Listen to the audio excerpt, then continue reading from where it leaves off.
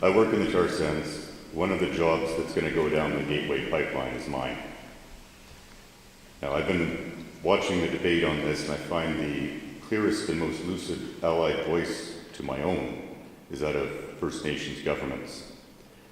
Recently, we've seen the emergence of a new type of consultant in the oil industry. They describe themselves by a variety of euphemisms as for experts in co-opting Aboriginal governments for the benefit of the oil industry.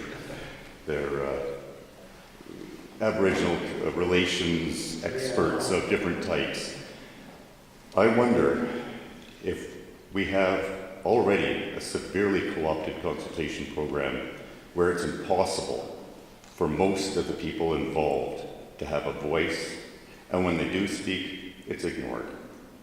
We're not seeing two-way dialogue. We're not seeing change in policy reflecting the concerns of the people involved. These are stakeholders, the people that live near the pipeline routes, the people who work in the industry, and the people who generally have some kind of an interest in our environment, which is all of us.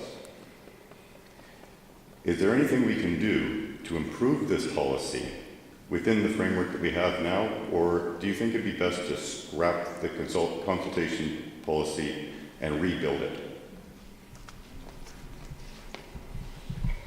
I think it needs to be scrapped and rebuilt. I mean, there is no real consultation process now in this country. What Mr. Harper has done is gutted that. The first line of defense is shutting down the ability of First Nations or any other Canadian to intervene, even to have their voice heard in the process, unless they're willing to go through days and days of red tape. And it's shocking to me that Mr. Harper would like to put the red tape and the regulations around people speaking out, but isn't willing to put regulations on the environment or on pipeline safety. And I think Canadians say no to that kind of idea, that we're shut down in our democracy, but we have a government that's irresponsible on environmental and safety issues.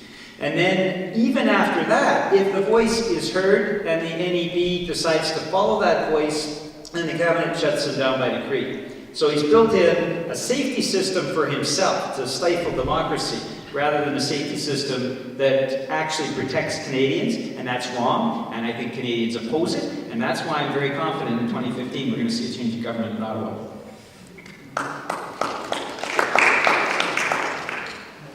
I would agree with Peter that it needs to be scrapped because it hasn't done anything for anybody. So we need to start right from scratch. And it doesn't have to be just a whole federal concern. It can be brought locally too. For example, when there's an expansion talked about in the tar sands or whatever other project, that the local people are consulted first.